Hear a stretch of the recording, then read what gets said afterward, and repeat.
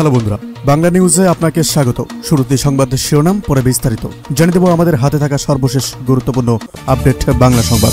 আলোচনা করব এই নির্বাচনের মাধ্যমে ট্যাগ দেওয়ার রাজনীতির ভূমি ধস পরাজয় হয়েছে বলল আসিফ নজরুল।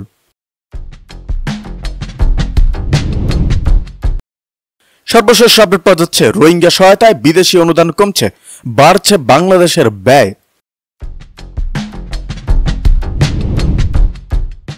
আপনাদের জানিয়ে দেব, চাঁদাবাজির অভিযোগে জুলাই রেভলিউশনারি অ্যালায়েন্সের 2 নেতা গ্রেপ্তার, দল হতে বহিষ্কার।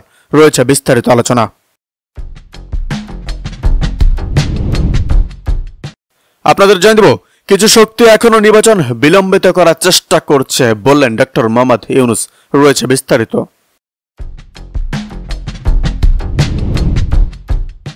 আলোচনা করব, পিআর পদ্ধতি গ্রহণযোগ্য নয় জেনেও বিভেদ তৈরি করা হচ্ছে বললেন বিএনপি নেতা রফিক। এদিকে হিন্দু মুসলিম মিলেমিশে এই দেশকে রক্ষা করতে চাই বললেন মিয়া গোলাম পরোয়ার।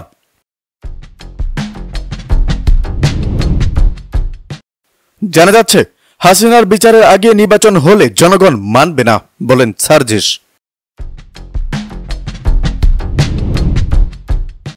এদিকে অন্তর্বর্তী সরকারের কাছে জাতির যে প্রত্যাশা ছিল তা তিনি পালন করতে পারেননি বলেন ফয়জুল করিম। আর রয়েছে, সত্যিকারের গণতান্ত্রিক রাষ্ট্র গড়ার প্রত্যয় এবার জাতিসংঘে তুলে ধরবেন প্রধান উপদেষ্টা। মেনে জাতিকে সংকটে ফেলা যাবে না বললেন সালাউদ্দিন আহমেদ।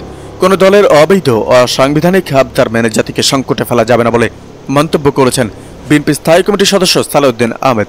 বৃহস্পতিবার দুপুরে সুপ্রিম কোর্ট আইনজীবী সীমিত মিলনায়তনে এক আলোচনা সভায় দেশের বর্তমান অবস্থা এবং কয়েকটি রাজনৈতিক দলের আন্দোলনের প্রতি ইঙ্গিত করে তিনি এ মন্তব্য করেন। বাংলাদেশের ন্যাশনালিস্ট ব্রিটিশ দ্য ল স্টুডেন্টসের অ্যালায়েন্সের 15 বছর পূর্তি উপলক্ষে এই আলোচনা সভা হয়। সালাউদ্দিন আহমেদ বলেন, যারা আইন কানুন সংবিধান এবং লিগ্যালিটি মেনে রাষ্ট্র পরিচালনা করতে চায় তাদের প্রতি আহ্বান জানাবো, কোন রাজনৈতিক দলে অরাজনৈতিক অবৈধ অসাংবিধানিক যে কোনো রকমের আবদার মেনে এই জাতিকে সংকটে ফেলে দেওয়া যাবে না। আমাদের এই সাংবিধানিক ধারাবাহিকতায় থাকতে হবে। এই সরকার সাংবিধানিক ধারাবাহিকতার সরকার, সেটা প্রধান উপদেষ্টা নিজেই বহুবার তার বক্তব্যে বলেছেন। এই সাংবিধানিক ধারাবাহিকতা রক্ষা করেই আইনানুগতভাবে ভবিষ্যতে এই রাষ্ট্রকে আইনের শাসনের রাষ্ট্র হিসাবে আমাদের পরিচালিত এবং প্রতিষ্ঠা করতে হবে। তিনি বলেন, এই আইনের শাসনের রাষ্ট্রটা আমাদের প্র্যাকটিসে দেখাতে হবে, মুখে বললে হবে না। আমরা আশা করি ভবিষ্যতে check and balance in all sector of the in all organs of the state establish হবে। বিএনপির এই জ্যেষ্ঠ নেতা বলেন, ব্যক্তি স্বৈরতান্ত্রিকতা এভুলিশ করার জন্য আমরা ভবিষ্যতে প্রধানমন্ত্রীর জন্য তার জীবন দশায় সর্বোচ্চ 10 বছর সময়সীমা নির্ধারণের প্রস্তাব করেছি। যে কোনো ব্যক্তি তার জীবন দশায় 10 বছরের বেশি প্রধানমন্ত্রী থাকতে পারবেন না। এই সবগুলো বিবেচনায় আপনাদের সামনে নিশ্চয়ই এই জিনিসটা প্রতিভাত হচ্ছে যে রাষ্ট্রে ভবিষ্যতে কোনোদিন আর স্বৈরাচারের উদ্ভব হবে না। ব্যক্তি স্বৈরতান্ত্রিকতা, রাজনৈতিক বা দলীয় স্বৈরতান্ত্রিকতা বা সাংবিধানিক অথবা সংসদীয় যে কোনো ষড়যন্ত্রের উদ্ভব বা ফ্যাসিস্টের উদ্ভব হওয়ার আর সুযোগ নেই। এগুলো এস্টাবলিশ করতে হবে আমাদের আইনের শাসন প্রতিষ্ঠার মধ্য দিয়ে। আর আপনারা অর্থাৎ আইনজীবীরা হচ্ছেন সেটার গার্ডিয়ান রক্ষক এবং আপনাদেরকে এই ভূমিকাটা পালন করতে হবে।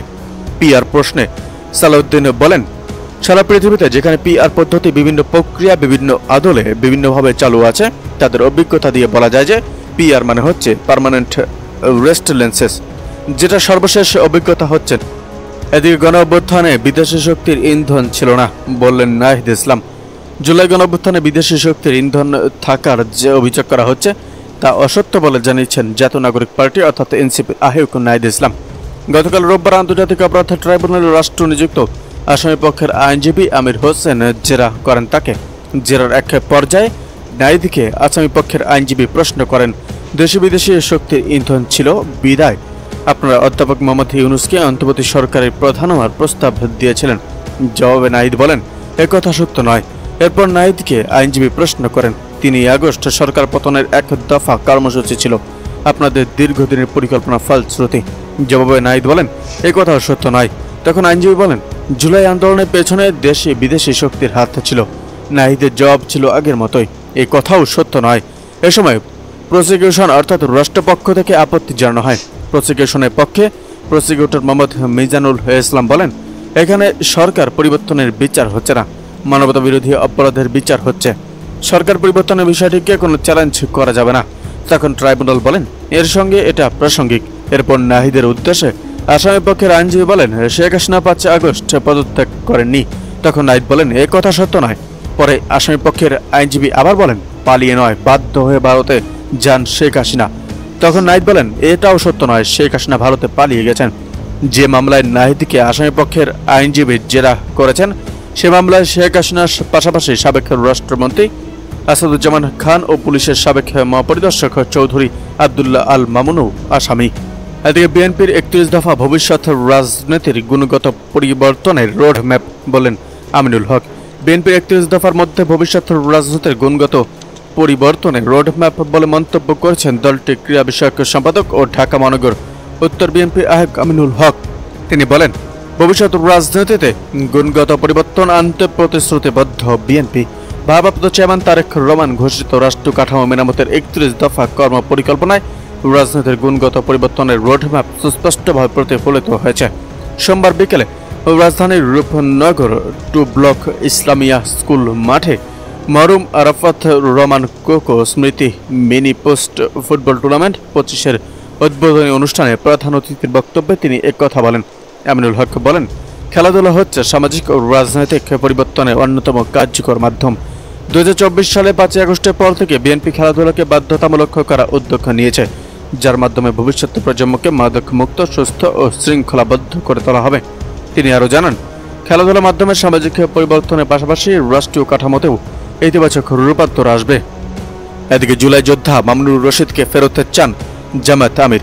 উত্তরা বৈষম্য বিরোধী ছাত্র আন্দোলনের সাবেক যুগ্ম আহ্বায়ক KM মামুনুর রশিদ 3 দিনের অধিক সময় ধরে নিখোঁজ রয়েছেন বলে দাবি করে তার সন্ধান চেয়েছেন বাংলাদেশের জামায়াতে ইসলামের আমির ডক্টর শফিকুর রহমান।